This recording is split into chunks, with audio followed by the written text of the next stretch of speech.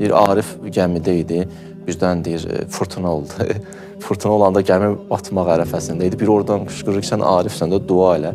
İndi dua zamanı deyil, təslim zamanıdır. Bu, o demək, mənə düzgün başa düşək. Məsələn, İbrahimdən bir hekayə gətirirlər. İbrahim Peyğəmbərin o hadisəsi ki, məşhurdur.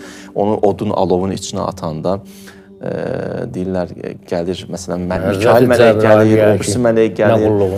Həzrət Cəbrail deyir, nə qulluqdur, əmmələkə fəla, hətta axırı deyir, Allahdan nə istəyirsən?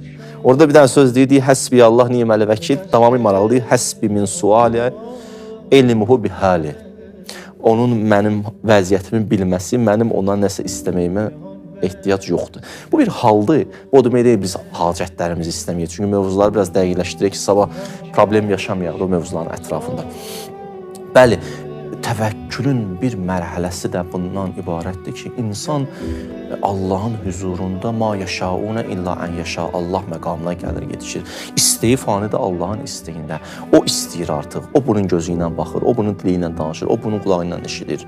Daha bütün vücudu istiqamətlənib tamamilə Allaha. Bu da bir növ təvəkküldür. Bu daha yüksək ariflərin, övliyaların, imamların bir Allaha olan bağlılığıdır.